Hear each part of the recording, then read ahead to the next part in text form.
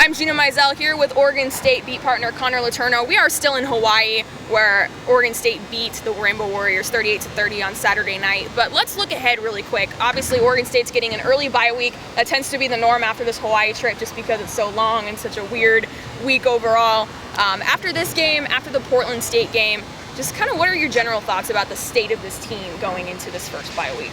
I think this is a team that has shown flashes of everything that we were expecting to see out of this team. They showed that they can lock down defensively. They've shown today in the first half, we really saw the potential of this team offensively. At one point in that first half, they were operating at all cylinders. The run game was working, the pass game was working.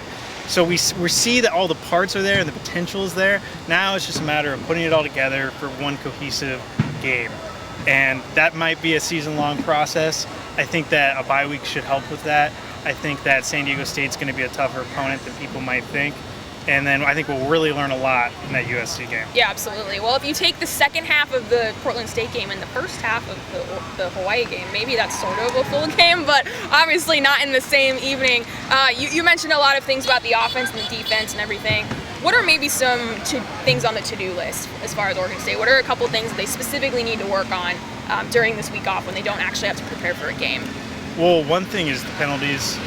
They had 11 penalties, which isn't horrible, but it's not good. Yeah. And it's not horrible compared to the first game, I guess is what I'm saying. But they had 11 penalties. That continues to be an issue. Some of that was pass interference, which Riley said is more subjective, obviously. But in terms of the lining up and the false starts and that kind of stuff is stuff they really should work on. Go back to fundamentals this week because you can. And then beyond that, I would say just kind of maybe instilling that mindset a little bit more, kind of getting everyone on the same track mentally where you realize that you have to string it together for a full game. I don't really know how you do that in a practice, but I guess some of the off-the-field stuff I think is going to be important this week. Yeah, maybe film study and all that kind of stuff. Lastly, has anything surprised you so far in these first two games? As far as you mentioned, okay, we've seen stuff that we thought we'd see from the defense at times and from the offense at times and maybe from special teams at times, but anything surprised you so far in these first two games? You're like, I didn't know that was going to happen. Well, one thing I was surprised about today was Open Quatcham getting 3 sacks. That's what I was going to say. I mean, that was something that everyone said, oh, that could happen. You know, he could be a blitzing specialist on third down. He could be a sack machine.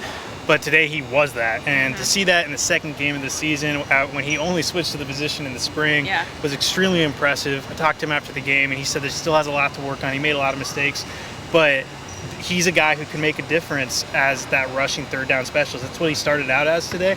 And then if you noticed, he actually came in a lot more in first and second down because he was so productive in third down.